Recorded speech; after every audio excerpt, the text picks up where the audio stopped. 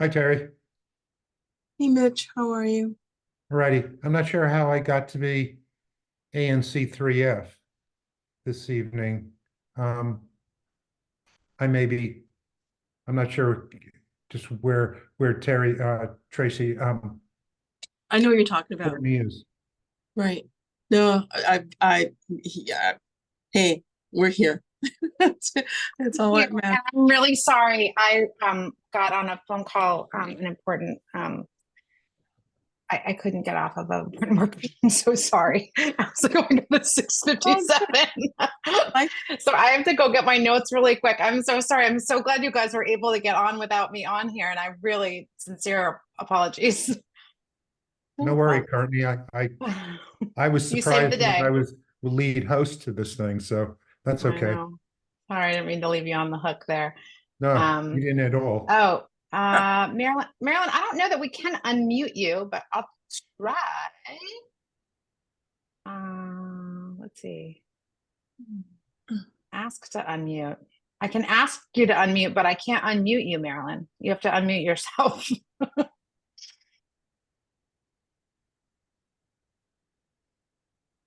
Are you having any luck there?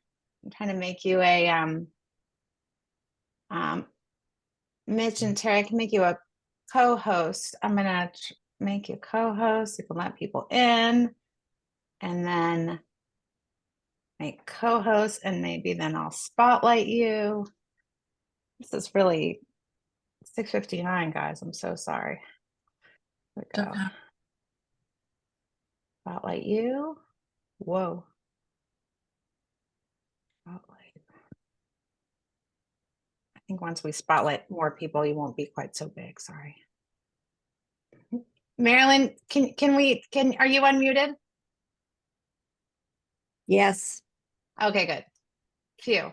Apparently, I have to verify that I know that it's being recorded before it will allow me. Whatever. Yes, you do. What? Excuse me for 1 second. I have to go get my notes ready. Yeah, Marilyn, you need to sometimes do that secondary thing before you can unmute yourself. Yeah. So many permissions. So many permissions. I don't see. Do you guys see Claudette? No, not yet. Not yet. We just got the 4 big ones here. I mean the screens. I don't mean the Nothing, no comment never about it on mind. Never mind. we're always gonna give you the benefit of the doubt. You're always thinking the best here. It's funny. I'm on a different screen, so I'm a little off kilter, everybody.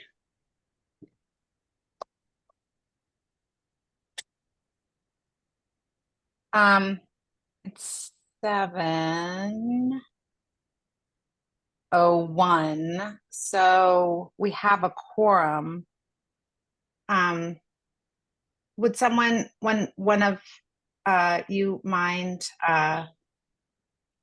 texting Claudette? And otherwise, then we will start. Sure, I'll text her. Thank you, Terry. Kind of move the list of people so I can I can't get to my little section Hey, here. Peyton Manning has entered. I don't know who Peyton Manning. I mean, I know who he is, but I know him from football. me too. I just saw his name pop up. Yeah. If you scroll down, you'll see his name. Well, Peyton. I presume it's not the Peyton Manning, but You never know. you never know. he's got so many side gigs now. It's a very interesting neighborhood we live in, you guys. Don't ever want. You just never know. You never know. Okay, I'm gonna start because I think we should start. I think we have a quorum of us. There's 20 people here, and it's 7:02. So let's get cooking. I'd like to welcome everyone to the May meeting of ANC3F. I would like to call the meeting to order, and I move to adopt the agenda. I second, but I do have a commissioner update, so I'd like to have some time during that period of time, please. Oh yeah, well, I think you got your commissioner update. I don't think that has to change anything because it's there. I just listed those two a little bit out of the norm of what we usually do. So no, Good. there's time for everybody to have an update. Thank Do you. their update. And was everybody able to review the April minutes? I had one teensy change, but I made it early, so I'm assuming everyone saw what the corrected minutes. Can we move to I do have approve a those? change too. Okay. I have to make sure that they include that we have we've accepted the QFR for quarter 1 as well as quarter 2. Rachel, can you grab that, or Terry, are you grabbing that? Who's needs to record that information?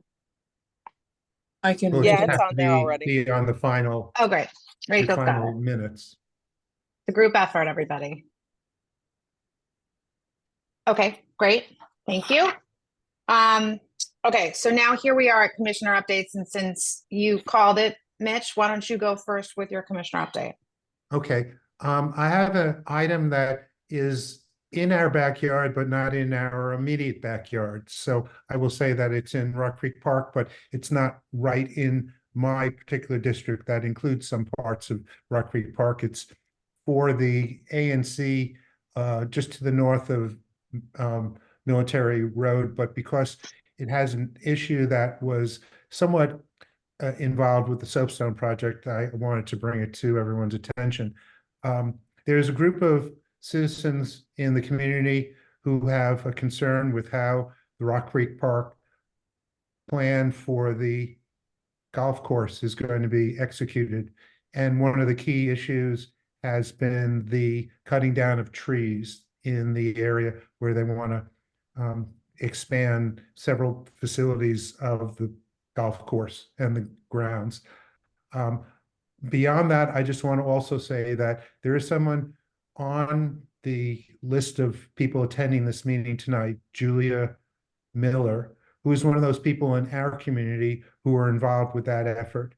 And I've told her that if she wanted to put in the chat a link to more information about that issue and the group that is dealing with that issue, that she is entitled to do that. And with that, I have no more updates. Thank you. Terry, I'm going counterclockwise. Terry, do you have any commissioner updates? Oops. You've got a lot of updates. I don't know if they're for this one, but I know you have a lot going on. There's a lot going on. Thanks. I am working on a resolution for bike lanes, but with all the stuff that's going on with it right now, I won't be talking about that right now. Unfortunately, there's so much going on. Commissioner updates within my ANC. I'm trying to remember now. Where do I start? We did have a walk recently. Was it last Thursday? The days just go by so fast. And And we covered a lot of issues, and I believe Matthew's going to cover most of those issues, so I'll leave that to Matthew. I won't rain on his parade. And then Joint effort, still joint effort. there's so much going on. I think that gosh, I don't even know where to start. I'm good right now. I'm gonna table it right now because I've got Matthew's gonna cover pretty much everything. And it's a There's lot. something you think of later. You can feel free to chime in and I'll give you back the floor. Thank you. Much appreciated. Thank you. Marilyn? My updates I'll cover under the Schools and Universities Committee report. Sounds good. Do we have Claudette? Sorry, Claudette will not be joining us. She's not available. Okay. All right. Well, then moving on. I have some updates. Two candidates have submitted declarations of candidacy for the open seat, James Tanderek's former seat at SMD3F05. Adrian Jesus Iglesias and Adrian Salzgiver. And I see you, Adrian, because I had just heard that you maybe had something to say, so I could give you the floor quickly. Can you unmute? Yes, thank you. When I saw there was a vacancy, I decided that I would step up to the plate and see if I could help, like volunteer to be ANC commissioner, but somebody at the last minute filed 25 valid signatures. So if he really wants to be on the ANC, I would like to withdraw my candidacy. Okay. I have actually reached out to the other candidate. I called him because I got his phone number from the Board of Elections and I have not heard back from him. Same here. Okay. All right. So I Great. don't really know how, what he's about or what he wants to do or anything, or his positions on anything. Well, the point of my update is that we are going to invite them. Right now is the challenge period for the petition signatures that have come in, and as soon as that is over, I mean, you can let me know. You don't have to decide right now if you're going to withdraw or not. Then we would have. I've already looked at his petitions, and he has 25 valid signatures, so there's no sense in anybody challenging him. Okay. All right. Well, thank you so much. And thank you for stepping up to help the neighborhood. And there's, as we all know, myriad ways to do that. So we look forward to continuing to work with you in other ways. And also looking forward to hearing from the other Adrian. Funny that we're two Adrians looking for the spot at our next meeting in June, where he will be invited to talk a little bit about himself. My next update is that the Connecticut House tenants have alerted us that their rear parking lot was sold. I think now it's been 2 weeks ago. And when we found that out, I called through and spoke to someone who is allowed to speak on behalf of the owners of Connecticut House LLC. She wouldn't provide very much information, but she did say that it was a private sale, sounds like to a developer, and it will be a single family house on that spot. We don't have any other information at this point, but we are working. I know Councilman Fruman's office is working with the talking to the Office of the Tenant Advocate, this is an issue that the ANC is. We know about the issues at Connecticut House, and we are working on it. And if the community wants to talk about it, we have some time for you to speak about it at community announcements a little bit later in the meeting.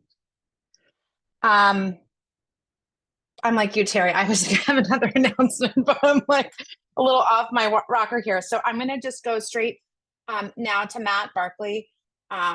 who worked with Terry Hewitt in some wonderful teamwork, along with a lot of other members of our community, to put together a safety walk at the Forest Hills Park. So turn it over to you. Thank you so much, Matt.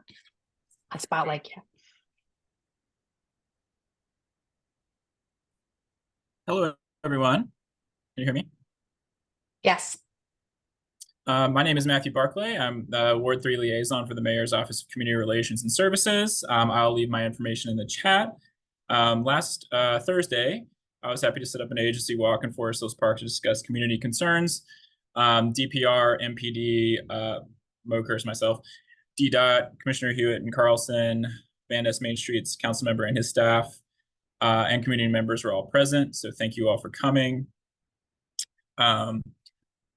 Chair Carlson asked me to give the ANC a high-level overview of the issues and resolutions to those issues. So I'll start with DPR. DPR park rangers are on duty from 7 a.m. to 11 p.m. If you believe somebody is breaking a park rule, for example, after hours on the courts, using a gas grill, unpermitted event, or an unpermitted event, please give the park ranger a call. Their number is 202-441-0605. I'll put that in the chat. Excuse me. With that said, if there's illegal activity that is occurring, please call MPD.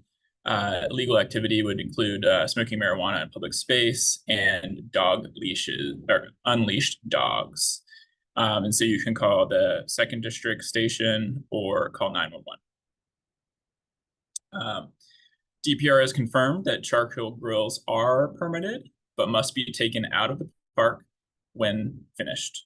DPR is a take-in, take-out park system. So can't leave your charcoal grill out at the park. Unleashed dogs are also not allowed in the park, including at the baseball diamond. So must be leashed at all times. And Mokers confirmed that there is a signage at the park that is detailing this rule. So MPD has also stated that they will be enforcing this rule going forward. For any and all park repairs, it's a necessity to call 311 or use the 311 app to log in to request repair. DGS is responsible for repairs. There are currently 9 work orders for the park. I'll have to get back to you on when I have resolution dates for those. They are under the category of routine maintenance, but I do know that some of them require budgetary considerations. Additionally, you can email me whenever you do make a 311 request, email me or a future version of a Moker to ensure that DGS has logged a work order.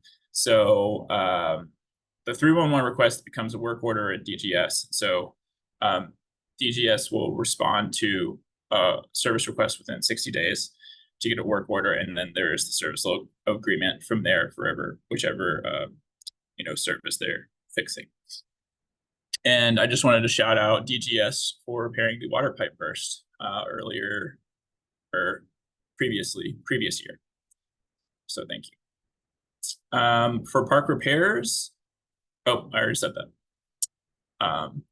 For graffiti in the park, as directly after this meeting, the agency walk, I went and took pictures of all the graffiti in the park.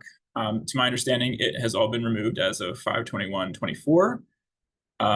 Please correct me if I'm wrong on that, and I'll ping them again. Additionally, I noted concerns about graffiti in general for all of Ward 3. There was a concern about that. Today, Mayor Bowser announced the Great Graffiti Wipeout. So the Great Graffiti Wipeout is a strategic offensive against the vandalism that violates too many of our beautiful neighborhoods. This is a quote from Mayor Bowser. The Great Graffiti Wipeout is a strategic offense against the vandalism that violates too many of our beautiful neighborhoods.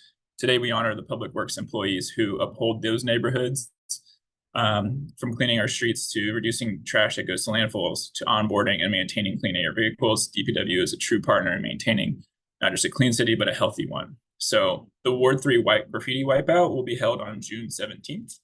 and the goal would be to wipe out all of the graffiti. They will continue to do graffiti removal, normally, but the goal on that day would be to get it all. So, for future graffiti requests, please submit a 301 request, and DPW will take care of that. During the meeting, there was also a request for an additional trash can on the corner of Brandywine and the park. For this to occur, there also must be a 311 request for a public litter can. Currently, DPW is waiting for a new shipment of litter cans and is unable to provide a time frame for that shipment.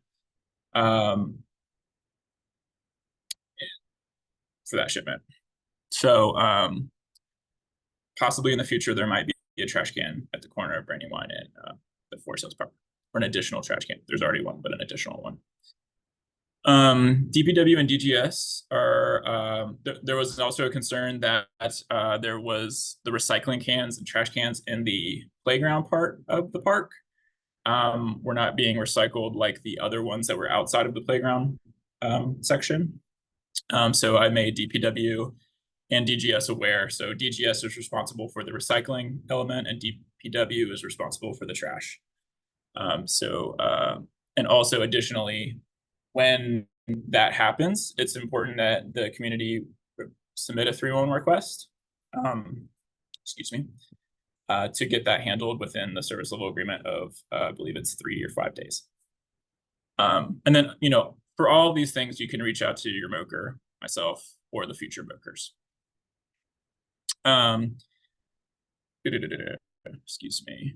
Also, there was concern about the brush along the Brandywine strip of the park. This is a dual agency issue. So DDOT is responsible for the tree trimming, and then DPW is responsible for the brush trimming.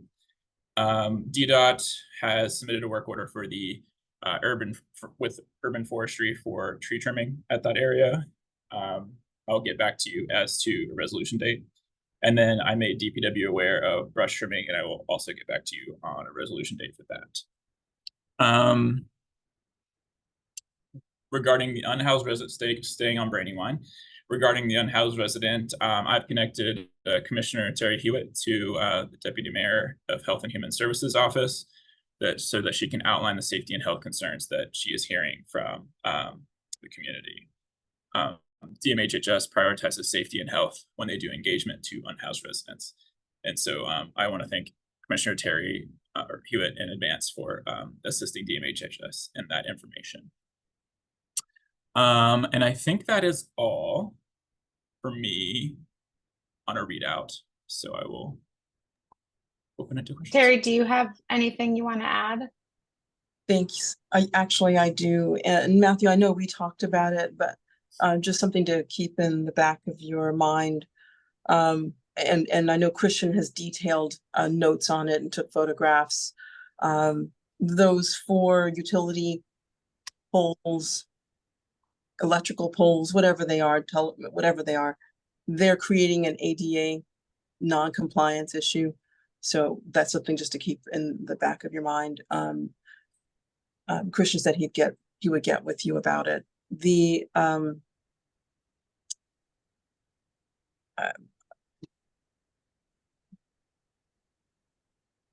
other issue is, well, one, I need to also I agree with you with the DGS shout out with that pipe that ran, creating ice. And Courtney, you may remember when we had a bit of an ice skating incident, well, not ice skating, but enough ice to create ice skating back in the winter months. And the fire department came out twice and couldn't knock it down, various people. So between Matthew and DGS, I concur with you, Matthew, on that shout out. That was really great. They fixed that within 30 minutes of being notified.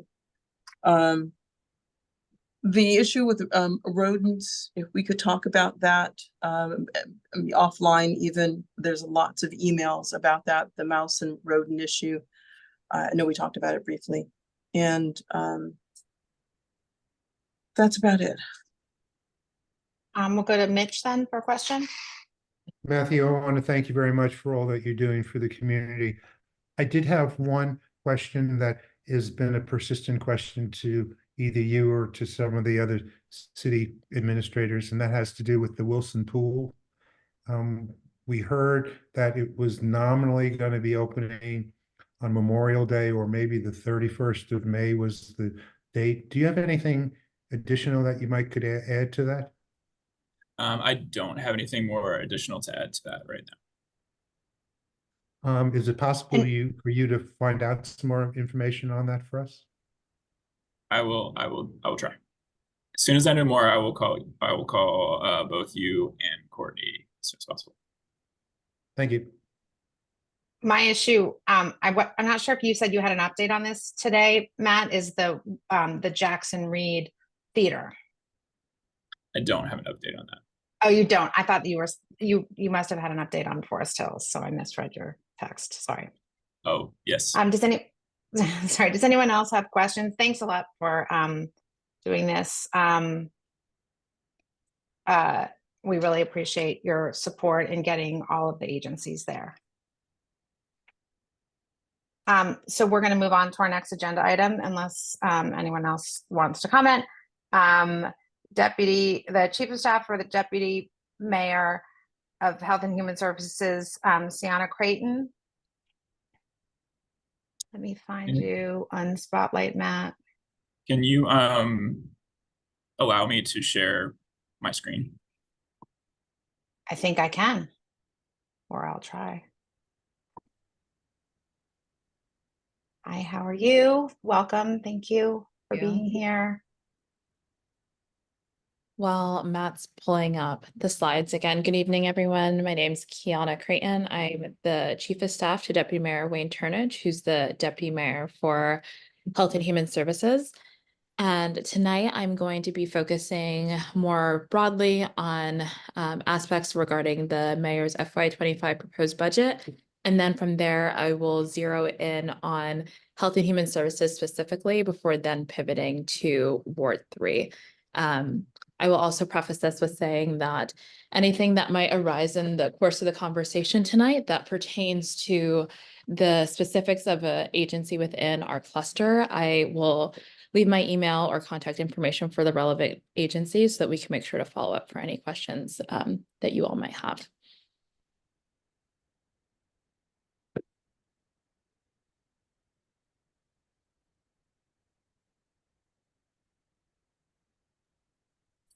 I'm sorry, I missed that. If you could go ahead and progress, please, Matt, to slide 3.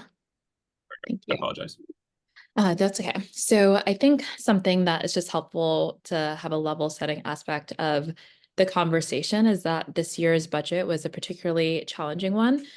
And so at the beginning of the formulation process, there was a $4 billion gap over the financial plan, which means that while we're planning for the next fiscal year, so our fiscal year starts October 1st, runs through the end of September, we also have to plan for the remaining of the fiscal years in the plan, which goes up to planning for FY 2029. And another aspect that made this year particularly difficult is that, as you can see in that middle column there were several agencies that received ARPA funding as a part of the COVID relief that were given to jurisdictions during the pandemic. Many of those were one-time and expired. And so between not having ARPA funds, different costs that have increased that we have to make sure that we maintain as the city. And then also, unfortunately, revenue growth has been pretty stagnant. And we were pretty flat during the pandemic, but then with the lack of revenue growth that we've seen in the city, all of that combined is a trifecta for a really challenging climate, which made the balancing process and the proposing process of this year's budget unlike any budget formulation process that I've seen before. And Matt, if you could jump ahead to the Health and Human Services side, please.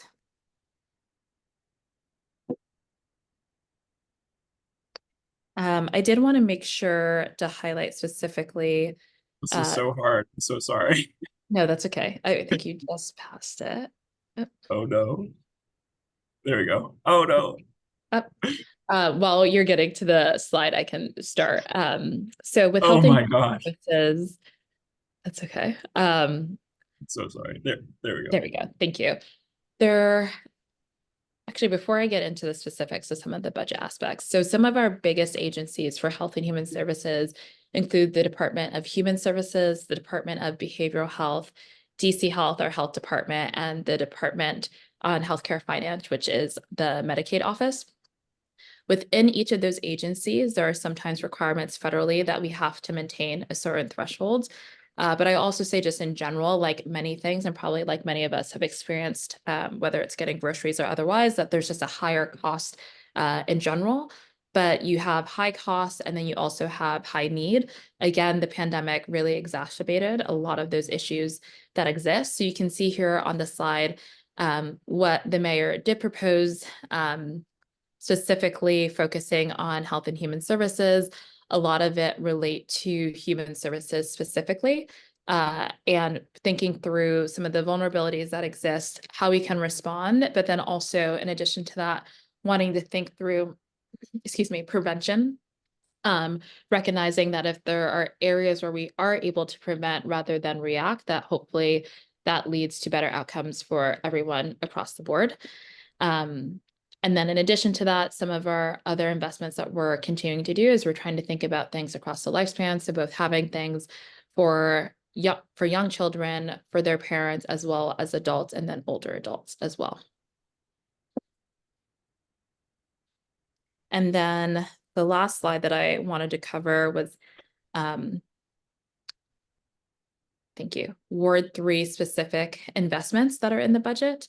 And so you can see some of these on here, again, pertaining mostly to education, which was a big focus of the mayor's budget this year, in addition to public safety and downtown. So with that overview, I want to make sure to leave time for questions. And again, if there's something specific that I'm not able to answer tonight, I will make sure to work with our agencies to get you all that information.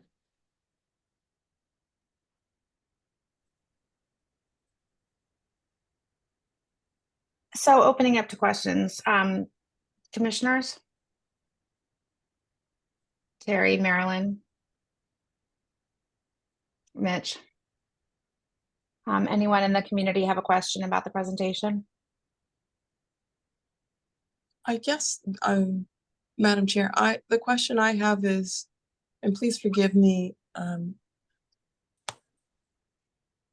Ms. Cretin, the information that you're imparting on us is, I understand that there's a concern, there's a budget shortfall. What is the outcome? What is the end note to this message?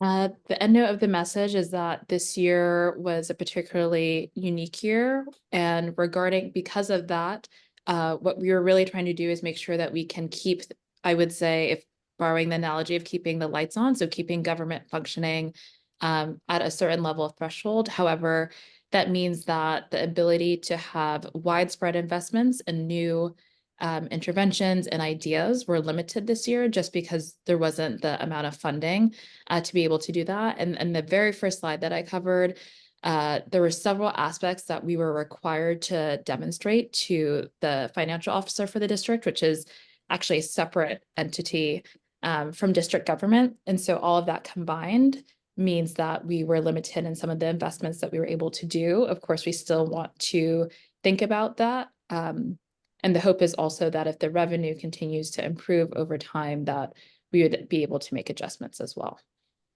Okay, so are you seeing an improvement in revenue? Because I thought what I heard was the opposite. I'm not seeing an improvement in revenue. I'm saying going forward, if there is an improvement in revenue, that would allow for the district to adjust course. Okay, and so are we expecting cuts? Is that what your messaging is? That's what I'm trying to understand is it that there are cuts that we should be prepared for, you know, that might affect the everyday resident, whether it's going to the pool or is there something that's going on? That's what it sounds like, that this is not the punch mark, but this is the beginning of a comment that there's something to come. And that's what I was just asking. So at the end, one, I would say the budget is still not finalized. So that's one aspect to consider. The other is that while there might be cuts that have occurred, that the overall ability to still access many of the things like you're referring to would not change. It's more so the ability to expand certain services or to do anything new would be limited going forward. Okay, and I asked that because I put a request in for street sweeping. So does that affect, is that considered expanding services? If I ask for our area to have street sweeping, for That I'm example? not sure, because that's beyond my scope of work. But we can work to get you clarity specifically if you have interest in street sweeping. 100% have interest in street sweeping. Okay. Thank you. Much appreciated. Thank you for your time. Absolutely. And Du Bois. And you need to unmute.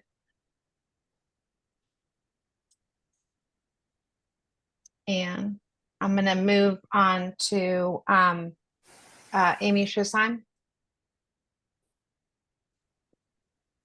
Hi, I don't see anything about the rapid rehousing program, and I'd like to know if the mayor has any proposal for the permanent supportive vouching program to not just target rent-controlled buildings and to put it also in the luxury buildings so that for those of us who need a rent-controlled apartment to stay in the DC, that you're not taking away that affordable housing, but I see nothing about the rapid rehousing program. Thank you. Sure. So you were alluding to several programs that are all distinct. So rapid rehousing, public supportive housing, and rent control are all separate issues. I could follow up with the Department of Human Services specifically on if there's anything new regarding that. It sounds like you're asking more about rent control, though, not rapid rehousing. Is that correct? Well, I'm asking about both because with the city only putting permanent supportive and rapid rehousing in the rent control buildings instead of in the luxury buildings like the big, beautiful building at Legation or at Upton Place, those of us who can only afford to stay in the district in a rent, if it's in a rent controlled building, are losing those units. And one of the things Mr. Fruman has pointed out is the mayor has pitted the affordable housing issue of one affordable housing unit, which is rent stabilization, against another one, which is the voucher program. And I think that you should, I don't see anything in this budget to address how you're going to protect rent control and why you're not making everybody in the community, all the apartments, take vouchers for supportive housing. Sure. So some of your questions actually gearing more towards housing and economic development, which is a little different from what we do. I will highlight, though, that regarding affordability and buildings accepting vouchers, we can't force landlords to accept vouchers. Now, the city can try to have incentives so that hopefully landlords will be willing.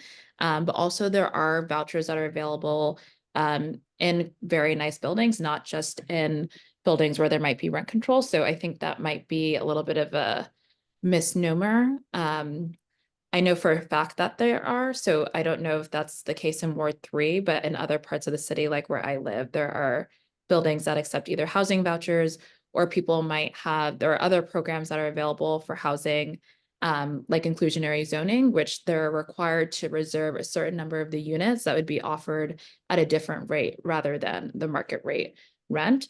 If you have specific questions about rapid rehousing investments, we can make note of that. And as the budget is finalized in the coming weeks, we'll be able to know more specifically where the numbers fall. Well, let me just say for Ward 3, the luxury apartment buildings are not, because what is reimbursable, because they aren't rent controlled, the property managers aren't willing to take a voucher because it's not giving as much money. And that's why they've been targeting rent controlled buildings and taking away a lot of rent stabilized buildings from seniors and disabled. So if you could pass that on to the mayor, I'd appreciate it. Understood. That's a very important issue in our neighborhood. Anne, I think, Anne, are you able to unmute yourself? And if not, I can read your question that I see in the chat. Anne wants to ask, what is in the mayor's budget and BSA for climate? In other words, the transition to clean energy. That I would need to look into. So climate is covered by the deputy mayor for operations and infrastructure.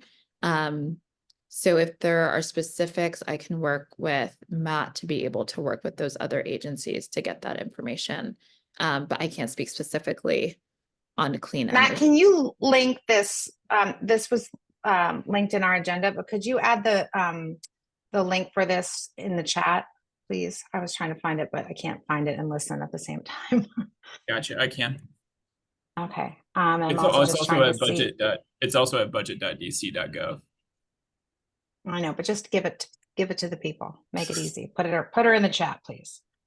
I I'm just apologize trying to. for how crazy my scrolling was. That was like I'm really impossible. trying to peek at the chat to see if I got anyone out. If there are any other questions, I guess this is DDOT. So you really can only speak to Health and Human Services issues. People have questions about DDOT and sidewalks and bus shelters. I guess my question is, Matt, do you typically take those questions that are Health and Human Services? I'm happy to pass them along to our colleagues in other deputy mayor's offices. Absolutely, I can help facilitate that. Great, thank you. Okay, so thank you very much. And I think we appreciate the information, and if you could please follow up, particularly on the issues of housing. I think, Mary Beth, I'll get to you, but I really think that is something that should be followed up on. Mary Beth Tinker, sorry, I didn't see you there. Oh, yes, thank you. Is it true that the mayor is proposing to raise revenue by increasing the sales tax? It's such a regressive way to raise funds for the city, as opposed to raising taxes on the wealthy in DC, there's much more support for that, and we have plenty. So I will need to check on that if you're asking if that is a revenue lever that's being pulled.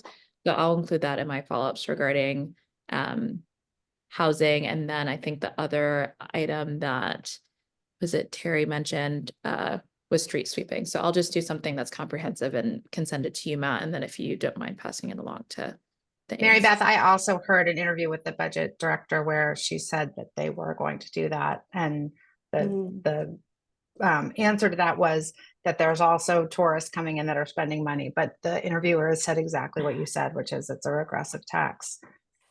Yeah, it goes together with an emphasis on, I guess, business and away from the people, housing, and, taking away the money that was set aside for daycare workers.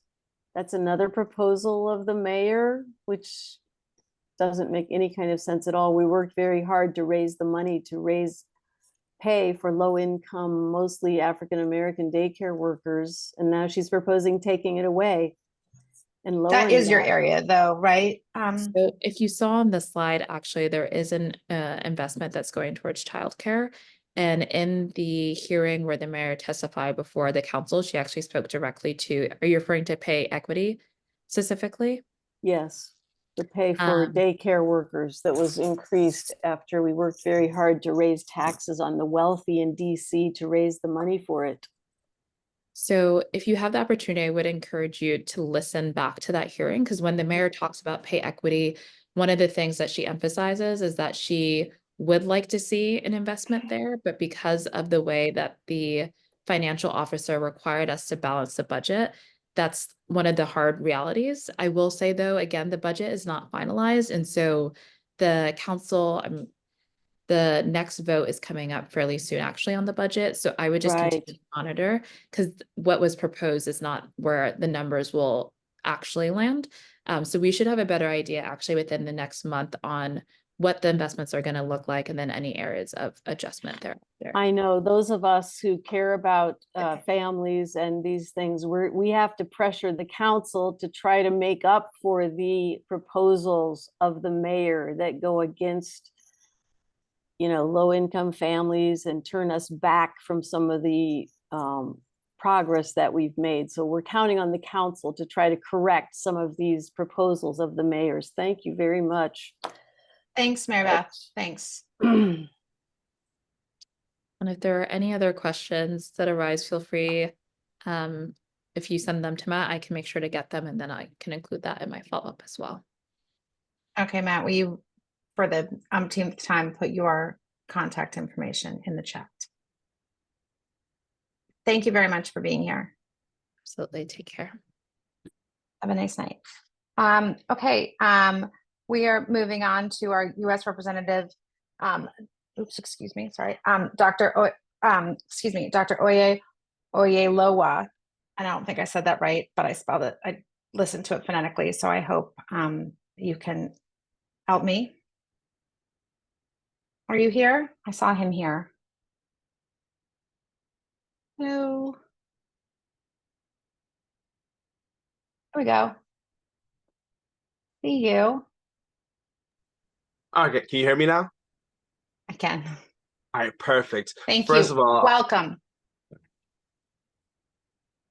thank you so much, ANC3F, for inviting me here. My name is Dr. Oyelowo. I'm a U.S. representative of Washington, D.C. You can hear, okay, yep, the U.S. representative of Washington, D.C., where we fight for D.C. statehood. In this role, for the past 3 years, I've gone to other states, mainly West Virginia, and introduced a D.C. statehood resolution. The idea of that is to increase national awareness for DC statehood, as well as get some state legislators on board with supporting our equal rights. Soon, we're also going to go to Texas and do the same thing. Here locally, we go to Congress to defend home rule and defend our local autonomy. Most recently, the Republican-controlled Congress has passed a DC Crimes Act that interfered with our lawmaking process and is going to severely hinder our ability to address sentencing, especially for youth offenders. So what I'm planning to do is write a letter to the White House and get their official where they're willing to use a veto to protect DC autonomy. In addition to fighting for DC statehood and the voting representation that we're lacking based off of not being a state, we're also affecting other areas in DC, our quality of life, whether it's public safety, whether it's our youth development, or even our local autonomy and our resources that we're able to use here in the district. And because they cover all those things, my office also steps up to mitigate some of what we are missing by not being a state. The first thing, our public safety. Being that DC is a federally controlled city, a lot of our public safety and criminal justice, local criminal justice apparatuses are controlled by the federal government. We don't elect our judges, we don't vote for our prosecutors, and many of the laws that are here in DC don't reflect the values of DC residents. No further aspect of life in DC is more impacted by not being a state than our expungement laws. Compared to our neighbors in Maryland and Virginia, returning citizens in DC are less likely or less able to seal or expunge their records. And oftentimes folks with records, they can't live where they want to live, they can't work where they want to work, and oftentimes they give up hope on a second chance at life. In this office, rather than just talking about it, we walk it too. We have something called the expungement clinics, where we help returning citizens get their second chance by getting free legal assistance, knowing their rights in terms of what they can seal and what they can expunge, and then lastly, have second chance employment opportunities so they can live a safer life and not only be safer for themselves and their families, but also for the entire community, including the people on this call. Our next expungement clinic is tentatively going to be on June 22nd. It may be shifted to June 29th based off of the lawyer's availability. The next thing we do as well is youth development. We go into classrooms, getting kids interested in careers that can keep them in DC and also keep them on the straight and narrow. When we see young people committing crimes, many of them don't know what they want to be in the next 5 to 10 years, and providing them opportunities to shadow an elected official or have career development can keep them from committing crimes. Evidence shows that every additional year someone goes to college, the likelihood of them committing a violent crime decreases by 10%. So inspiring them to get into careers that can keep them off the streets, but also becoming productive members of society is something that this office is dedicated to doing so. So we are currently having programs all across the city. Our next one is actually tomorrow in a Ward 6 school. Hopefully we'll be able to go to a Ward 3 school like Janie or so. I know that's outside of 3F zone, but we're trying to get into all wards as well. There's no charge, and we just try to give back to make sure young people are able to develop here in the city and also learn about statehood from a young age so they become activists and champions and leaders of the statehood movement, hopefully for the next 10, 15 years. Last but not least, we have another program called the Capital Business Seminar, where we teach local business owners how to get grants, how to get contracts, how to get certifications, and bring the government into the room, whether it's local government or even the federal government, like an SBA. There are tons of businesses that are being squeezed out by the powers that be, whether it's other corporations coming in, and we feel like this is our way of evening the economic playing field for DC residents. We're a people-built office, so if you have any questions, if you have any concerns, I'm willing to leave my information in here. If you want to join in and also try to possibly be someone who can help us with our expungement clinics, whether you're a second chance employer or if you have, if you're a lawyer and willing to provide pro bono services, that would be big for us. Right now, we work with one organization, but the more partners we have, the more flexible we can be. In addition, for our career fairs or for our in-classroom experiences, folks who want to lean in and volunteer their time will help immensely so young people can figure out what they want to be. Last but not least, if any of us have any relationships outside the state, especially with state legislators, it will help us pass DC statehood resolutions, or at least introduce DC statehood resolutions all across this country. Our goal is to have every single state either pass a DC statehood legislation, a DC statehood resolution, or at least introduce it in areas that may not be likely to pass. That way, we at least have it in the dockets, and at least it's on official record that people all across this country are thinking about DC statehood. We've been all across this globe in terms of media-wise. We've been in dozens of publications speaking on what we're going through in DC, and I believe that is the next step of getting us closer to statehood. We have passed Congress twice in the previous two Congresses, whether it's 116th and 117th. We have more co-sponsors than we've ever had in the Senate with 46. We have a president who supports DC statehood. I believe our next step is making sure people all across this country, whether they live in Texas, whether they live in California, understand that DC statehood impacts them just as much as it impacts us, and how voting representation in DC can impact their lives. So I thank you again for allowing me to be here. Like I said before, my next event is tomorrow in a classroom in Ward 6, Payne Elementary School. But on the 22nd of June, we're going to be having our next expungement clinic. I'm going to be leaving a little bit of information about myself as well. So thank you a lot for allowing me to speak pretty quickly. I really appreciate these moments to share what we're doing in this office. And I'm open to any questions. And otherwise, I'm willing to leave my information inside of the chat. Thank you. Does anyone have any questions? I do, Courtney. Thank you. Councilman, thank you so much for your time. I'm so sorry. Congressman, thank you so much for your time. My apologies. No worries. In reference to your expungement clinics, how do you partner with the University District of Columbia? Because they were number 2, and I think they're now number 1 as a social justice university, and they do expungement, but also MLK used to do so as well. So I'm wondering, what partnerships do you bring along with you that have been doing this for some time, especially UDC? Thank you for that question. We are exploring that possibility of having UDC involvement. Currently, we're using an organization called Christian Legal Aid. We don't have the funding to pay for attorneys, and a lot of our clients don't have that either. So we're relying on an organization that gets a grant through the city to do so. But we welcome any other partnerships. I think UDC will help us be help us increase and improve the work that we do on that front.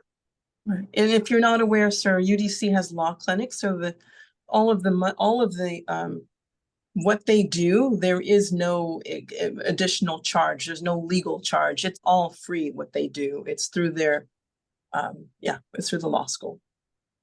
Perfect. Thank you. And I kind of mentioned this as well, but it's just as important. The second chance and job fair is really important for some of these folks. As you know, DC is very limited in what we can expunge and what we can record seal, which is really what it is in DC. And folks often lose hope when they realize their record can't be expunged, or it will take 2-3 years to do so. So just having having employers know that what you've done or what you've convicted of isn't who you are today is also a really strong way for us to restore hope and allow folks at the end of the day to live safer lives that can improve the quality of lives for all of us here. Thank you. And I would just like to ask you a question that my kids had actually when they saw you on the agenda and actually came up in the chat here because Eleanor Holmes Norton is our representative in Congress. And Yes. you fight for DC statehood. You're also an elected representative. Can you just give us 2 minutes for people who don't understand the mechanics of that, how that works? Because I think it's really hard unless you took DC history, which our DC public schools teach. Absolutely. Thank you for that question. I should have started off with that. So I'm the U.S. representative, but it's often called a shadow representative because my office is actually in the Wilson building with all the council members and the mayor's office. Whereas the Congresswoman's, her office is on the Capitol. She has a district office as well as a Capitol office. Sorry. In addition, her office is paid for. My office is staffed by interns and people who really care and really want to step up into it. I'm not paid by the government to do this work. I'm a pharmacist by day, but we're both aligned on our value of fighting for DC statehood. And a lot of the federal work I've done is through her office. So she's been a mentor of mine. Her office has been really supportive of some of the work that we've done, but we are two distinct offices because mine is based off the Wilson building and is unseated versus her being seated but lacking a vote in Congress. And that we should not lack a vote in Congress, and then it would be easier to understand now, wouldn't it? Thank you so much for your time. It was really nice to hear about the hard work you're doing. Oh, sorry, Marilyn, go ahead. No, Courtney, I think Juanita Gray wanted to speak Oh, in sorry. the UDC's law school piece. Oh, please, Juanita, thank you. Thank you. I'm sorry I didn't see you. That's okay. Thank you, Commissioner. Representative, I will put my information in the chat if you would like to connect, and I will connect you with the person in charge of our law clinics. Thank you. I appreciate it. Amazing. Amazing. Nice team effort, Terry, Juanita. Great. Thank you so much, guys. Sorry, Madam Chair. Could I add one small piece real quick? One, my apologies, Representative Oye. Also, when you talk to Juanita, the Community College UDC has a workforce development program. And I can't sing enough praises about that. And many of the individuals who have records, who've had them expunged through UDC, who went on to find work, and the workforce development does actually help with that. So just something to talk to Juanita about when you have time. Thank you so much. Amazing. Thanks, everybody. That's a great connection. Thank you. And thanks for all the work you do. We're going to move on to council member, another person from the Wilson building representing. Shantice Wynn Brown is here on behalf of council member Fruman's office. And let me get you in here. Thank you so much for being here. No problem. Good evening, everybody. I'm Shantice Wynn Brown. I'm the scheduler and constituent services specialist at Councilmember Fruman's office. We only have a couple updates because our office has been completely swamped with budget things. So the major big thing that we have is that the first vote for the council on the budget will be held on Wednesday, May the 29th. I believe it will start at 11 and it will be live streamed. You can go to the council's website to get that information and to tune in. We also have Workday in the Ward on this Thursday, May the 23rd, from 8 a.m. to noon in the den at Politics and Pros. And we will be joined by MPD, DDOT, Washington Gas, Matthew Barclay, and DLB. Because the bookstore opens at 9 a.m. If you come before then, you will have to enter through the back. And we will also be at Senior Fest. It's going to be me, Ashley Mercer, and Lauren Lipsy will be at Senior Fest that will be held at UDC next Wednesday, the 29th. And I believe it's from 10 a.m. to 3 p.m. So we'll be there the whole time for you guys to stop by if you have any questions, comments, or concerns. And that's Thank pretty you. much it for me. Thank And you also so we much. should have an update on the aquatic center, hopefully by tomorrow or Thursday. We're And I'm gonna pushing put for in an the update on the dual opening. and the theater So, and the theater and the theater too. yes, Well, and the I'm theater. asking everybody about the theater as well. Yes, I know that Councilmember Fruman is working on getting that information, and also Elias Bender in our office, who's the legislative advisor. Yeah, he's the best. Okay, Mitch. Shantice, I want to thank you very much for all your help in all sorts of ways Mhm. with my interaction with the council member. And I just have one real quick question. The start time for the program on Thursday morning, is it 8 or 8:30? 8 a.m. And Oh. from 8 a.m. to 10 a.m. For people who don't know, that's reserved for coffee with the council member. So that if anyone wants to come and talk to him, he's there, and then our staff is there, and then also some agencies will be there as well. Thank I'm you very much. hanging. It's my SMD. It's so fun. Everyone should have their coffee at the den. It's so delicious. Sorry if you Julia guys can't hear my Miller. daughter.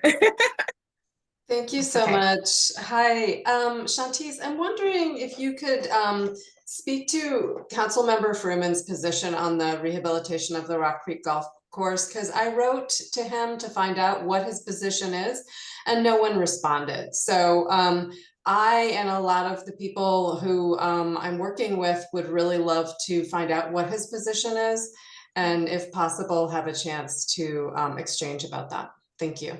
Sure. I will leave my contact information in the chat. So if you can send me an email, I can get that information for you and then try to set up a meeting if that's what you're looking for. Wonderful. Thank you so much. No problem. Amy?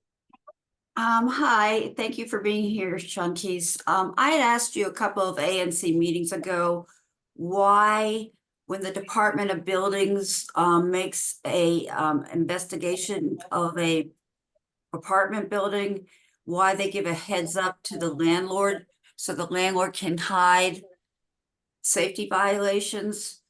We have a mouse infestation at our building, and you know, if a landlord is given a heads up before the Department of Buildings makes an inspection, they can Yeah. hide a lot of things.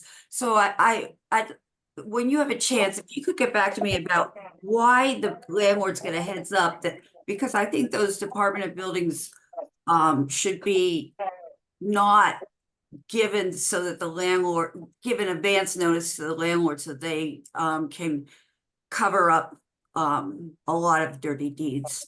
Thank you.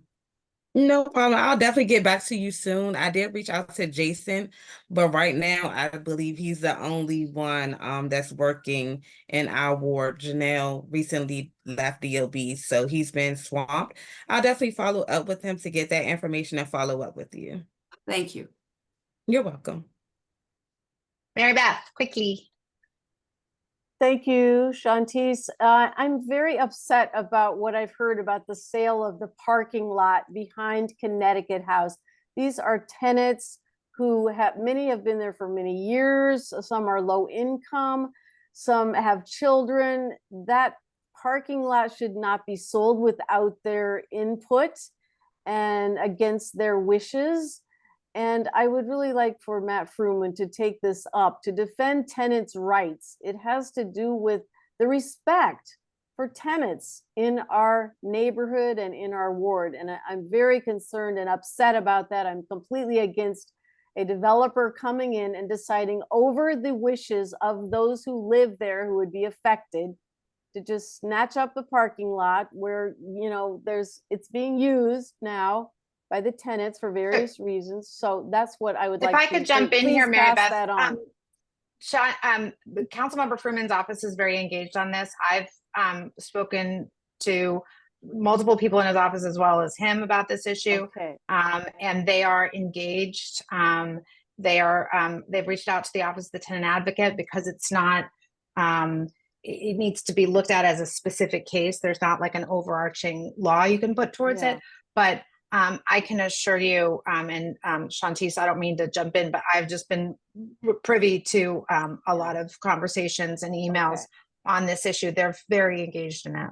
Well, I'm glad to hear that because I want to add my voice, and I know many other residents here who feel the same way, and we're very upset about that, and we want to see some action on standing up for those tenants. Thank you. We'll be sure to Thank you. pass it along. I know that Lauren has really been engaged with that from our office. She's our constituent services director. So I'll be sure to pass it along and bring it up to the council member probably this week. Thanks so much, Shantice. We really appreciate No. your being here. Thank you for having me. Van Ness Main Street. Gloria. Hi, Gloria Garcia, Van Ness Main Street. I have short announcements, but first I'd like to thank the community who attended the annual meeting last week, or the week before. At this point, I think the walk was last week. So thanks, Matthew and Terry, for that. It was a really well attended. We had President Eddington as well as Councilmember Fruman. We had really great engagement from the community, so we really thank you for that. I did walk the corridor with the director of the Department of Buildings to, show him exactly where we are on vacancies. The department is really taking an interest in vacancies, so I'm one of the many main streets that asked for them to come out and look at our vacancies of retail frontage. Some people at the annual meeting asked about Moms, and Moms is in full build out right now. They actually have real grocery doors in the front. So we are looking for a late summer. So fingers crossed on that. It is coming. It is happening. Then the only other thing I have is our events, second Saturday. The next one is June 8th. Thank you to everyone who came out for May. It was really a big success. And then our big one really is on September 14th. We're going to celebrate Van Ness Main Street, and it's going to be big like last year's Art All Night. But we're going to do it during the day. We're going to have an element at the playground to create community, and then we'll have things up and down the boulevard, the avenue. So please mark your calendars because we just want to bring the community together, all age groups. So there's going to be a little of something for everybody. And then just remind everybody, movie nights. Our first movie night is on June 26th, and we have Barbie. And that should be fun. Hopefully everyone will dress in pink. Then the next one is July 31st, Aquaman and the Lost Kingdom for all those lovers of the big superheroes. And then our nod to Hispanic Heritage Month this year is Spy Kids, directed by Robert Rodriguez and starring Antonio Banderas. So you can't get more Latino than that. So, we hope to see you at the beautiful amphitheater. Thank you, UDC, if Juanita's still on, for, allowing us to use the amphitheater. So, and if anyone has any questions. Julia Miller, question? Sorry to ask another question. I'm new to the neighborhood, and there's a lot of Go for it. built up questions over time. One is about the pot shop that I believe is planned for the Upper Van Ness area. And I understand that the city has decided that they were going to allow consumers to consume on site in gardens and plazas that are nearby or something. Is this pot shop on Connecticut gonna have an on-site consumption area or not? I understand that the one that's planned for directly across from Politics and Prose is gonna have an area where people are gonna be consuming on site. And I just am really hoping that they don't have that in the Van Ness area one, because I'm not super psyched about a pot shop period, but to have people consuming on site like in Amsterdam is just, I don't think something we need in this neighborhood. We haven't received, Courtney or anyone else on the ANC. We know they have applied for a medical cannabis distribution license through ABCA. We have not seen what the license entails, as there are different ones. We have not heard anything about consumption, but one thing about that one is at all the meetings that we have attended, the ANC is going to be able to, you know, come up with a settlement agreement, which is a legal and binding agreement with the owner of the medical dispensary. And that could be part of it, you know, restricting, you know, hours of operation, restricting, you know, what is done on premises. So that's all I know. I also know that And Gloria, Canna Art, yeah, Canna Sorry. Art Yeah. has not applied. Canna Art has not applied for a medical distribution license, so they will not be allowed to open as ABCA is coming down and closing all the gifting shops. So if you do not have an ABCA license for medical distribution, you will not be able to gift any longer. So Canna Art is going to open as an art gallery right now, as planned. And So Julia, we had the an ABCA representative on the give a presentation last month, and we're following this closely as an ANC, as a Main Street. Great, thank you. Yeah, that's good. I mean, I'm not super psyched, as I said, about having one in this area, but if we have to have one, I certainly don't think that people should be consuming on site. I don't think the Amsterdam model is something we want to replicate here. Yeah, I didn't know that was part of what you can do with a medical license, but I may not know. But like I said, I mean, as it gets closer to the time, we're watching it closely. We're looking at it. We've learned about how to create a settlement agreement, and we'll all work together to make sure we're doing what's best for the neighborhood and the Main Street. Thank you, Courtney. Thank you, Gloria. And Courtney, my understanding is that no public consumption, regardless of the form that it takes, that's the law, regardless.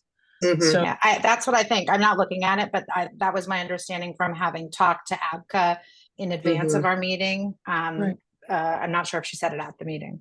I read the law, I mean, last year, unless it's been updated since late last year.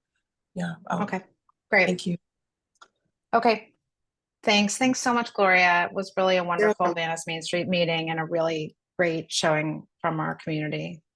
Thank you. Juanita Gray from UDC. Thank you, Madam Chair. Just a couple of updates. The university held our commencement ceremony on Saturday, May 11th at the Convention Center. We had over 700 graduates, and that's combined with our associates, bachelor's, master's. We actually had 7 PhD students, which was exciting.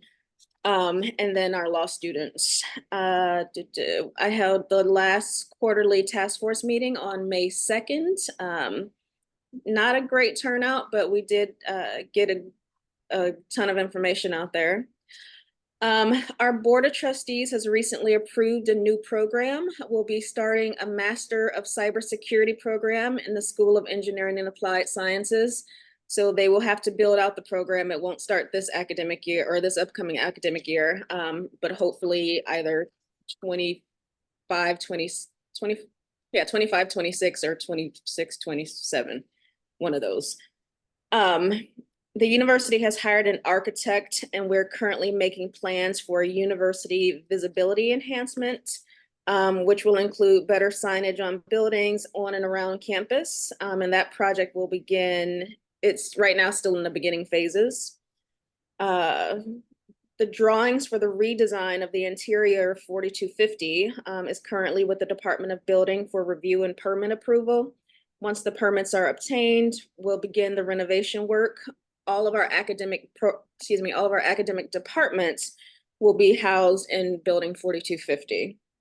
Gloria already talked about Mom's Organic, and last updates for Whale T. The drawings are under review at the Department of Building. Once the permits are approved, the tenant has stated it should take 3 to 4 months for renovations to take place. And Doghouse is still developing their drawings with their architects, and once those are complete, they will go to the Department of Building for review and permit approval. And I have no timeline for that project at the moment. So those are my updates. If there are any questions from the commissioners or community.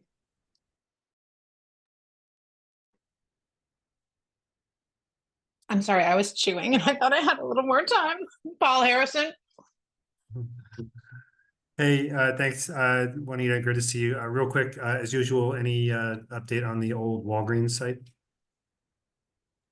You know, I don't have an update on that space right now, and I don't want to speculate. I did not ask Javier for that information. I should have, and I apologize for that. But right now, I don't have any updates. Great. Maybe next time. I would assume from that nothing's happening, but if there's any updates on the plan, that would be great. I'll be sure to put that in next month's meeting. Thank you. That's such a good question. Okay, thanks so much, Juanita. Congratulations on graduation. Thank you. Happy summer. Okay, so now we have some time for community announcements. I know there were some people who had some issues they wanted to discuss. So we are allotting 5 minutes for anyone who wants to. So maybe about a minute per person. Amy, do you want to kick it off? There are several of us here from the Connecticut House. As was mentioned, we were given a letter for those of us who work parked behind our building that we had to clear our cars because the parking lot had been sold. And I will say that I'm very concerned for several reasons. One is that we already have rodent infestation in this building. And I see foxes in there, and I see rats. And I think that a construction site without having addressed the rodent infestation is a problem.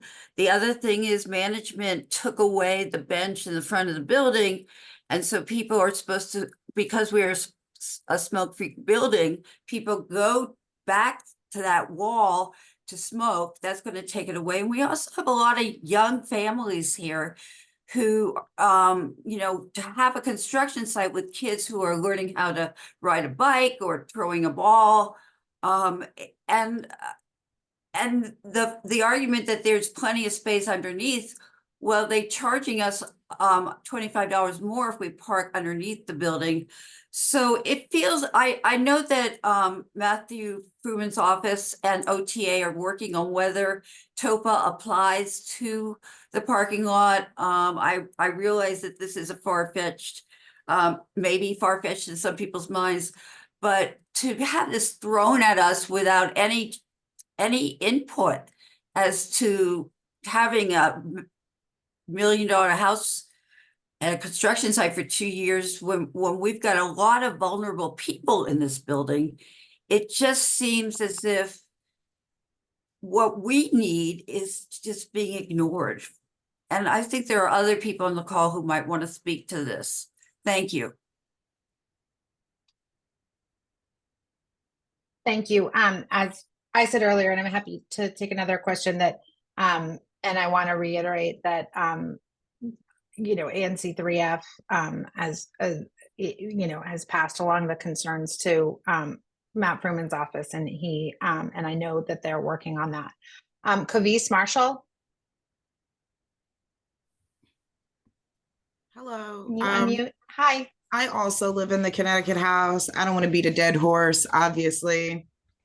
I'm bothered. I think for me, I'm more concerned about the rat infestation and the vermin in the building that seem to be uncontrollable. There was someone on the line. We've reached out to Department of Buildings, and yes, I think there's a concern because the building is being notified and the maintenance people have come to my apartment in droves this week because now the departments of buildings is coming to my house next week. I'm But not that's the only exactly way you got, sure. right?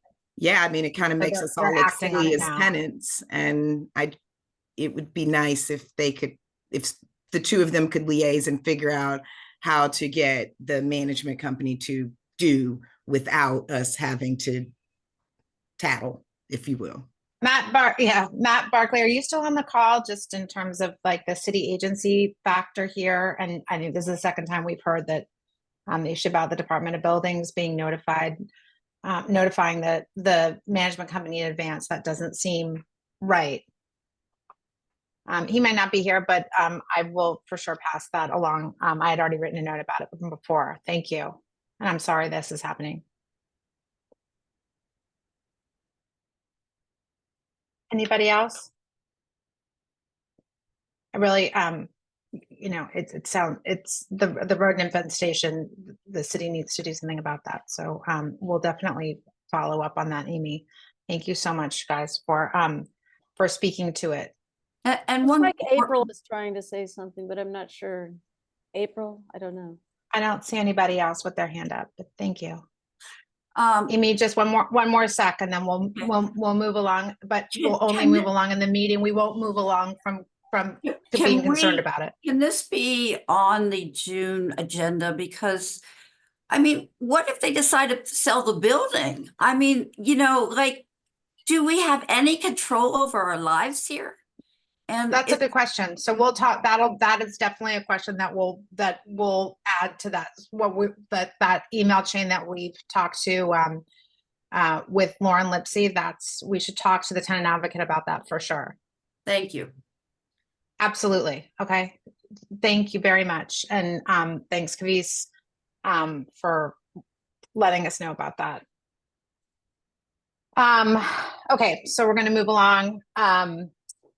But I'm sorry, that's like hard to move on from hearing about the rodent problem. It's really upsetting. And for me, it must be terrible. So the committee reports, rodents segues into streets and sidewalks. There you go, Paul Harrison. Oh, thanks for that introduction, Courtney. Apologize for the dark background. Streets and sidewalks, we did not have a formal meeting this month. We will next month. So as always, I will drop my email in the chat. We welcome everyone to get on the list for meetings and join us. Quick updates. So folks may have heard much about the Connecticut Avenue multimodal study. There will be a DDOT virtual meeting on June 6th. I'll post that in the chat to find out what the status is of the city's plans moving forward with that. A number of neighbors have requested that DDOT come down and have a conversation about the proposal to or the plan to extend the sidewalk on the south side of the street of Albemarle from 32nd to 29th. So similarly, if there's anybody who has a personal impact on that and wants to participate in that conversation, please reach out to me. Thanks to Chair Carlson for reaching out to DDOT and asking them to revisit the conversation with the Merch HSA, that's the Parent Student Association, looking at some of the safety issues surrounding Merch and ability to walk safely to school. So we do intend to connect with the HSA and put together some proposals for DDOT to formally evaluate in relation to both crossing safety and pickup and drop off safety there. And we continue to watch DDOT's responses to the TSIs for 35th Street between Yuma and Albemarle. We've asked them to take a look at how to deal with the turn and lack of a sidewalk there on a street with a lot of kids on it. We're looking forward to the sidewalk designs for Fessenden between Broad Branch Terrace and Linnaean. And also we have asked DDOT to perform a traffic study at the corner of 36th and Warren, which is close to the new slip lane closure at 36th.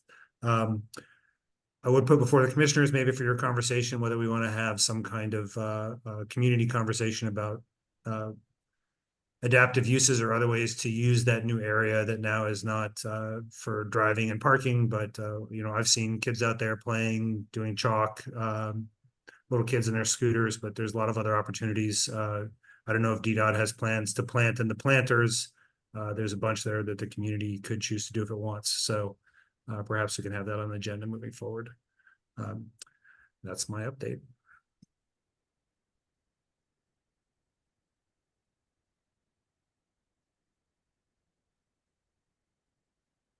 Commissioner Carlson, you're on mute. Thank you. I was so mortified someone might have heard me chewing that I put myself on mute. Thank you. The segue now is the frolicking chalk drawing children to schools and universities with Maryland, Commissioner Spotnick.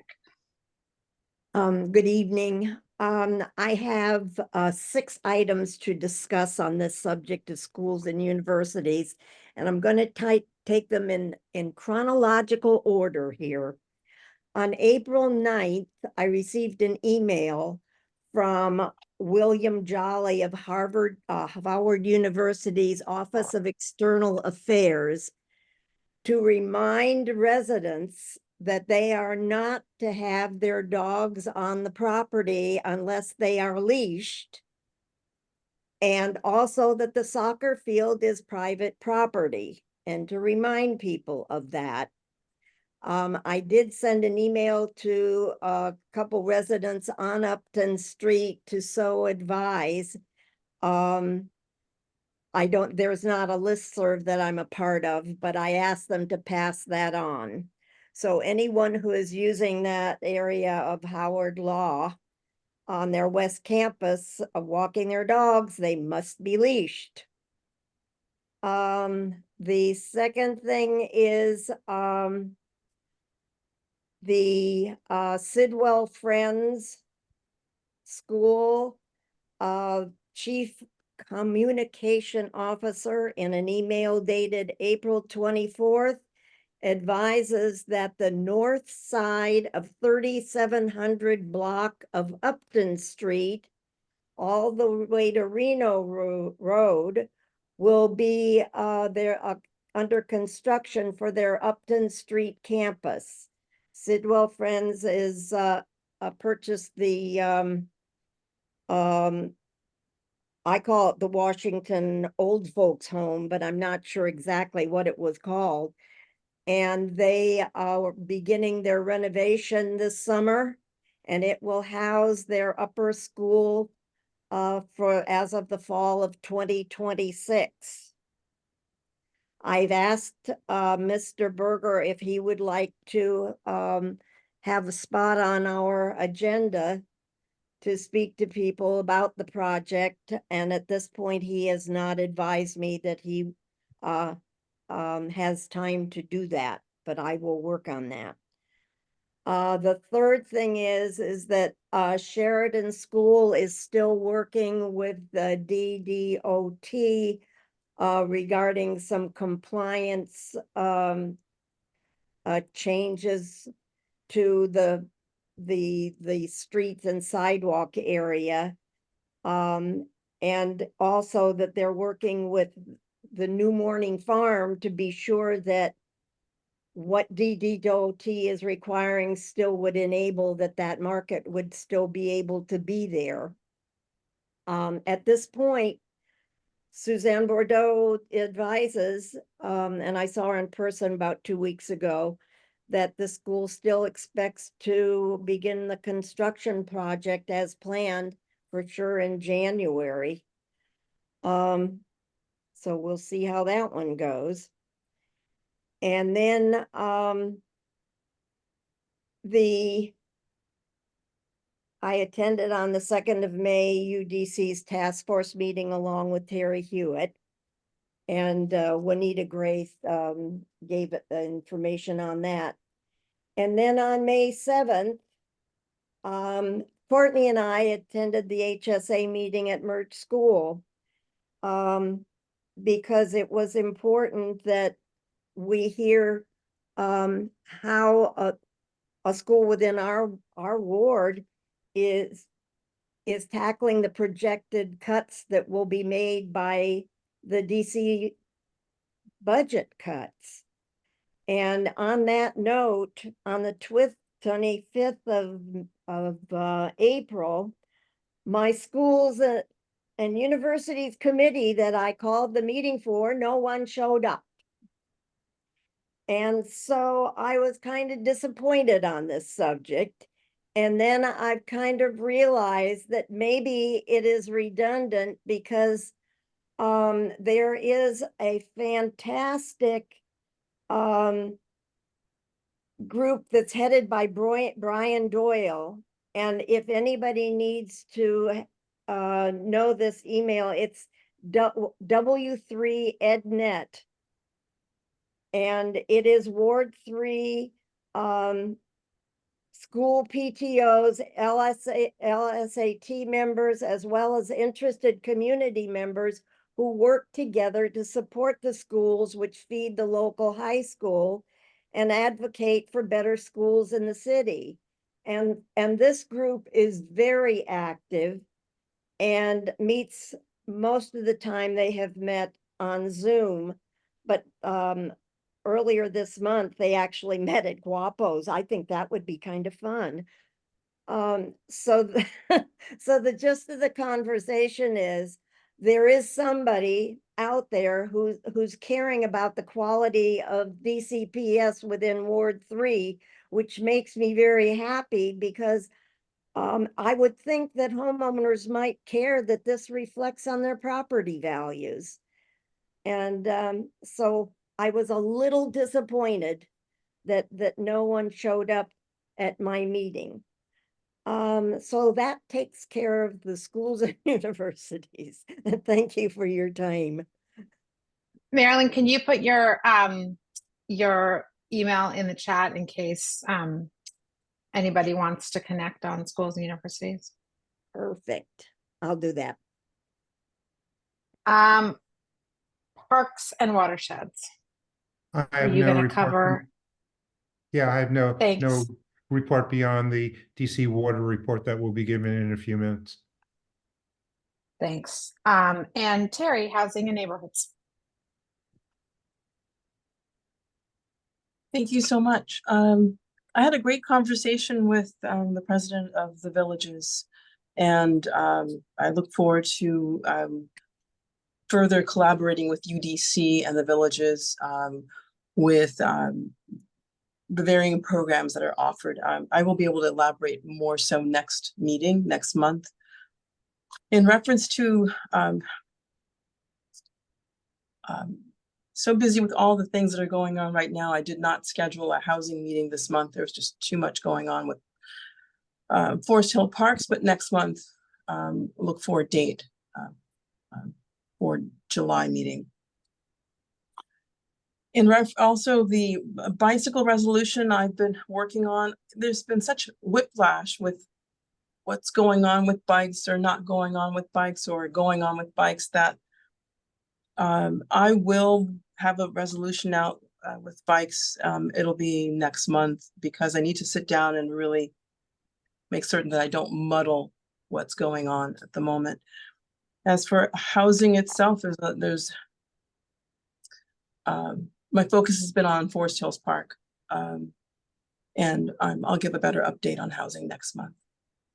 And that's all I have right now. Thank you so much. Thank you. So that moves us back to the land of parks and watersheds. DC Water. Have an unspotlighted Juanita here. Hey, good evening, everyone. Hi, how are you? I'm good. Okay, give me 1 second to share my screen. I'll present the updated slides for this month.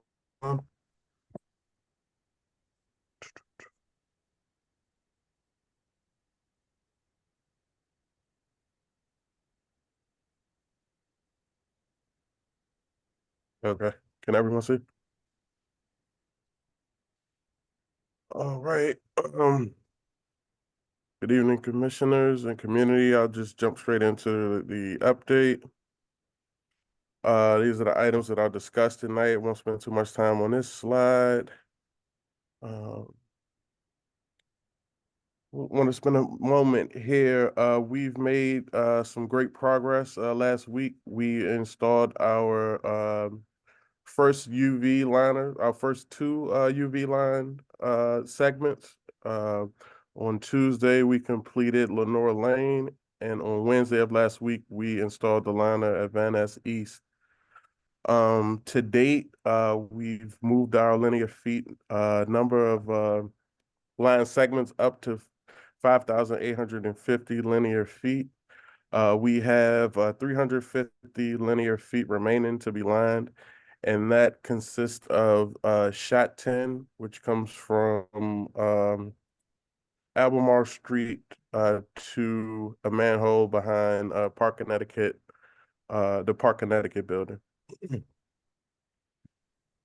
And we are in the process of applying for a DDOT permit to complete that work. As our discussions with DDOT progress, we'll be reaching out to the community to provide updates on the work to take place there.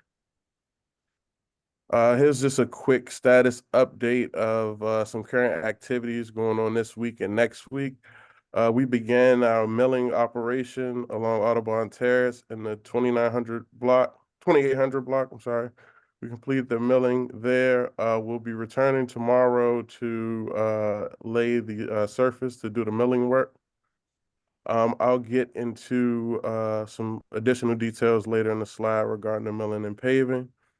This week, we're going to continue our planning activities, continue manhole rehabilitation. We plan on completing the stream restoration work at Site 6. The following week of the 27th, we plan on completing our paving operations along Audubon Terrace. As I said, this week we would have basically from the end of Audubon Terrace to the middle of 29th Street complete. Next week, we'll continue the manhole rehabilitation activities, continue planning, and then we're going to begin coordination with NPS regarding a partial park opening. Here's a list of some of the remaining activities. Inside the park, we've completed 18 out of 36 of the manhole rehabs. We'll continue working on those rehabs until we get full completion. So far, we've planted 111 out of 270 trees. We would still need to remove the remaining access paths and bridges in the park. A contractor would need to install the fence above the rock cascade at Site 1. And then the installation of shot 10, which I mentioned, that'll come from Albemarle. And then, of course, a final inspection. Some of the activities outside the park is the manhole replacement at Albemarle and 32nd Street and the installation of shot 10. And we will be milling and paving Audubon and restoring the site once that work is complete. Here's just a closer look at the milling and paving schedule along Audubon Terrace. As I mentioned, we began milling operations today in the 2800 block, and we'll be returning tomorrow to complete the milling. Next week, we plan on completing the 2900 block to the 3000 block with milling operations on Tuesday, and we plan to pave on Thursday. Those work hours will be from 7 a.m. to 7 p.m. We just listed a few items that residents should expect during this milling and paving operations. The milling machine is it's a huge machine, and it requires a dump truck to follow it as it collects the surface on the road. So you'll see that. You'll also see a paving machine when it's time to lay the final asphalt. We do ask for the residents on Audubon Terrace, based on their schedule, if you could avoid parking on the segments where we plan to work, based on the schedule. If you could park on 29th Street, that would work for our current setup. And as mentioned, we are committed to continue attending these meetings, providing regular updates to the council, sending out our email distribution, and providing aggregated reports to our stakeholders. And with that, I do want to remind, just in case anyone on this call doesn't have our information, if you have any questions or concerns regarding the project, we do have a 24-hour hotline. That number is 202-301-8058. And if you would like to receive project updates, please email add me to soapstone.info@dcwater.com. Thank you.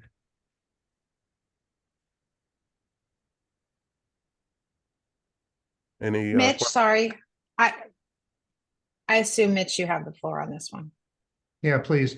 Jarrell, I want to thank you very much for the update. I do want to remind the community once again that DC Water is going to have a great deal more information about that final shot 10 that will require some work at the intersection of Albemarle and 32nd and will happen from Albemarle down to a point behind not Park, Connecticut, but Park Van Ness. Jarrell, I do want to raise another issue that's come to light over the last couple of weeks with regard to the restoration of the area, and it specifically has to do with the restoration of the trails. We had some communication, Jarrell, with DC Water as things were happening with the restoration of the trails when they got started and even beforehand. And I want to tell the community that I am the trail maintainer for the trail behind in the Soapstone Valley area. Myself and my supervisor, Alex Sanders, for the Rock Creek Park National Park Service, PATC contingency, have talked with the National Park Service and also talked with DC Water. And the problem that we want to shine a light on this evening is the mulch that's been now put on the trails instead of being processed by other means, the logs. The DC Water decided to mulch them and put them on the trails. That mulch on the trails is really not the way that a trail maintainer would maintain a trail. The mulch on the trails is liable to be washed away during high water events, and we've seen some of that already. It also becomes wet and starts rotting on the trail, and that's not something that you want to have to hike through either.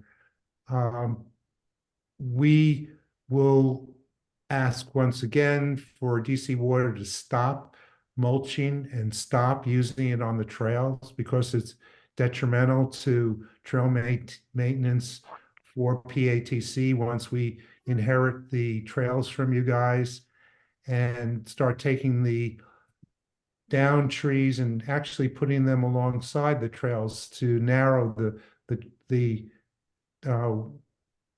rights of way that have now been put in the park, which need to go down to 6 feet. And I have one other request, Jarrell. With the shots 14 and 15 completed and some of the prior shots before that, there was a great deal of monitoring data that was collected.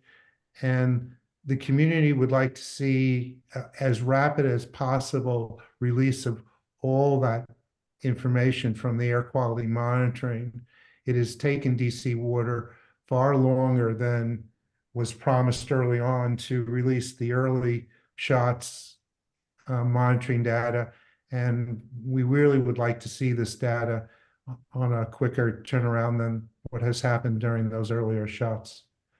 And with that, I'll lower my hand and thank you very much for your presentation and turn it back to you, Chair. Does anyone else have questions?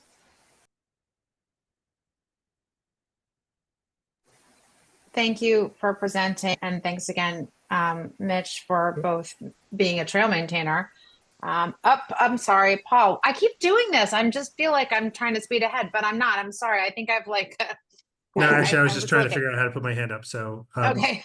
just really quickly, Paul, please. just to clarify, Jarrell, the manhole at 32nd and Albemarle is the manhole in the middle of the street. Yes. Okay, and what? I understand that there will be construction involved with that, but what is the man at the end? It will be the same general size as it is now, or is it going to be a new facility? Yeah, let me just address that. That manhole is about 45 feet deep. For that last shot that we're gonna do for the UV, we need to send the equipment down there. So the existing manhole that is there now is only 24 inches. As you can imagine, we can't put equipment of somebody in there. So we're gonna at the bottom, we're gonna increase it to 8 feet diameter and bring it up.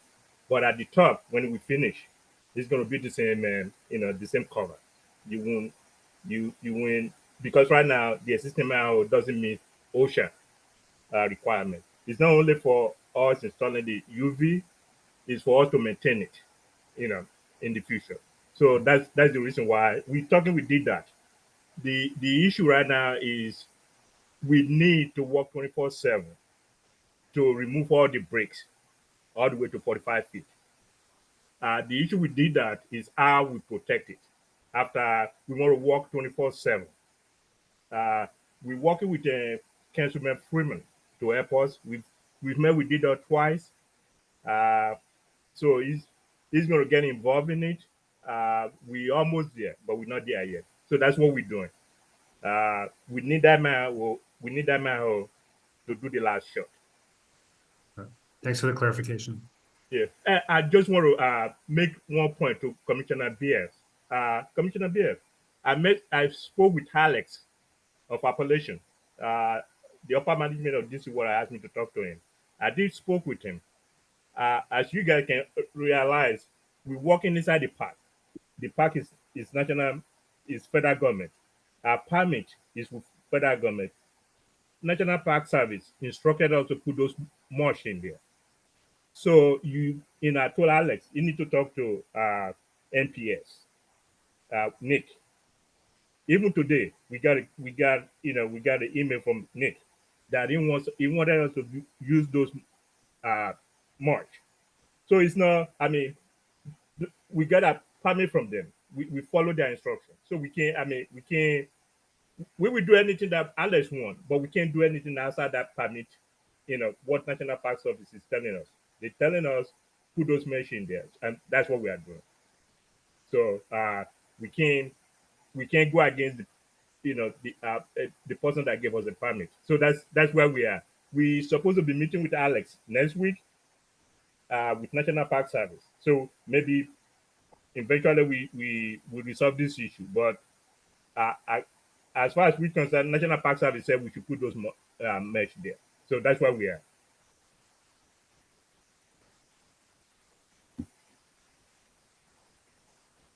Thank you. Thank you. Thank you very much. Paul, does that answer your question? Yes. And Mitch? Yeah, I'm fine. We can move on. Okay, all right. Thank you. Thank you. Moving on to, thanks, Jarrell. Brad King from the DC Archives. Good evening, everybody. Hi, Brad. My update might be fairly short, Chairman. We are continuing our negotiations between contracts and procurement and our CMAR. So we do not have an agreement in place yet for an early release package to get them started on abatement of Building 41.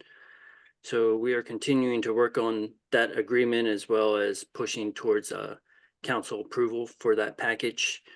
So we're not quite ready to start our abatement process, and as we continue to further the design and work with the Green Building Advisory Council on our progress forward as well. So I hope to have a better update next month where we can actually describe some of the activities that are about to get started, as well as provide a link for our community website provided by the contractor Gilbane. But I don't have that information for this meeting. Yeah, that was supposed to be up at this month, right? It's just Yeah, delayed. we're aiming prior to the start of construction, but with construction, so our abatement, we say construction, but it's really abatement. So till the start of abatement, we haven't been able to post the site. Can you speak to, I know that there was a GBAC meeting at which DGS has asked for some exemptions. Can you speak to that a little bit? I've sort of talked to a couple people about it, but I think it would be good if you explained what exemptions are being requested and where that stands. Well, we had a preliminary meeting with the GBAC, Green Building Advisory Council, where we were trying to disseminate what information they were looking in particular regarding our application towards the Green Building Act. So we got some clarification from them over the last few weeks about specifics they're looking in from our energy model and our reporting and our history timeline of design options and exploration. So we have a formal request from them now to understand the information they're looking for. So we're gathering that information now, and we have a preliminary hearing set for June 5th. Oh, no, we're a special hearing. I think it's, gosh, now I can't remember the date. It might be the 25th or the 26th. I think it might be the 26th. But I could post a link to that as well. It's not officially up on their site yet, but that's a preliminary hearing follow-up that we'll have with GBAC. Okay, great. And you'll be able to speak to that. Well, I guess it won't be before our next meeting, but no, it'll be right after our hearing. Right. Yeah. But I can definitely provide more information on that upcoming hearing and what information they're asking for and what information we'll be providing. Does anyone else have questions? I'm gonna wait a minute because I keep stepping on people. Those hands keep stepping popping on up. people questions, and I'm just looking at my notes to make sure. There was last we spoke also, there was, this hasn't happened yet. Sorry, the hazmat report. Okay. All right. Thank you so much. Thanks for popping on. We appreciate it, even though you don't have a lot to report. Yeah, I'm sorry I don't have more to offer, but no, we appreciate that you're here pushing. and attempting to keep us informed. Thank you so much. No problem. Have a good evening. You too. Okay.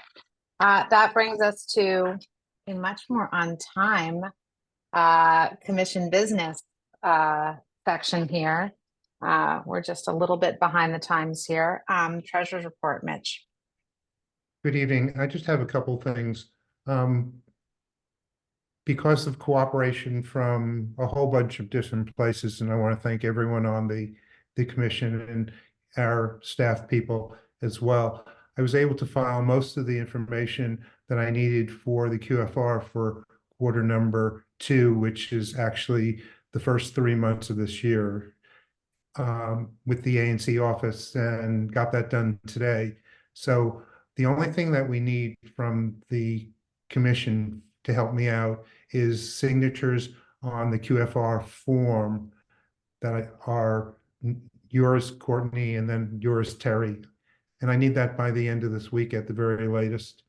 But I also need to get your signatures on the QFR quarter 1, which was last October through December. There was some modification to that form, and we need to refile the form. So at the same time, I need that signature. So if both of you can give me a little bit of an indication of when tomorrow or possibly at the latest on Thursday, I can get We'll figure that out. Figure that out. Beyond that, there hasn't been much activity with regard to the treasurer's position. Courtney, you and I just need to talk about the Zoom account a little bit. We got a note from Kent concerning that. I think it was earlier today. But beyond that, I don't have any other anything else to report with regard to the treasurer's position. Yeah, if I don't know if Terry, if you or Marilyn saw, but the Office of the ANC is going to a Zoom, an enterprise Zoom account, which I think is really going to be a big improvement. So I hope that, I mean, I think we would all be in agreement that like there's no reason for us to host our own site. And let's be on their site with their support, everything. I'm so glad that OANC is moving this way. So excellent. We'll proceed that way. Oh, that was my note to talk about the Zoom. Marilyn?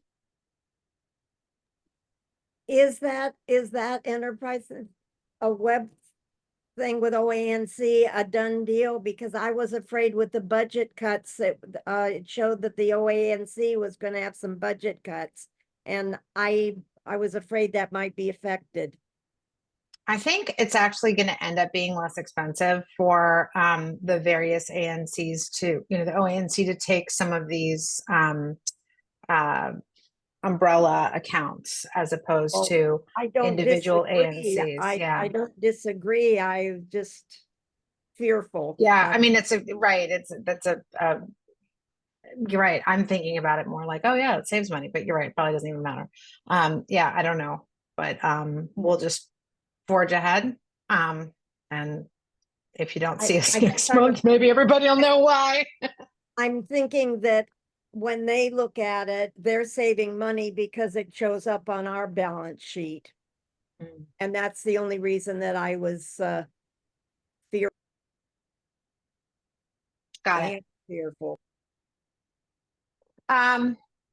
Okay, I think that's it. And then I want to just give the floor to Terry for one more minute because I think she had a response to the part of the discussion we were having earlier about the rodent problem at Connecticut House. And I think we want to address as much of that as we can. And Terry, as our housing committee, knows a lot about this. Thank you. Thank you very much, Madam Chair. You know, I also reside in an apartment. At one point we had an infestation issue here, and our property management acted quite differently than Connecticut House. What I will organize for, this is May, so June, I can call it a walk, but we tend to not walk. So a get together, and I will work with Matthew to get Department of Health and Human Services. Rodent control falls under DOH. And I think that that's important. OTA, of course, would need to be at this meeting, but I need to think about more stakeholders. You can send me emails if I'm missing some stakeholders, but we need to have this conversation that's greater than DOB to help individuals. You have children, I mean, having mice and rats in your building, and this has been going on since last year. And I would like to know more from the residents, what progress you see, if any, in writing. If you could send me an email, that would help a great deal. You're welcome to, we can arrange a time to talk. But thank you so much. I'll get it. Terry, Yeah. have you heard that building 4600 also has the rodent problem?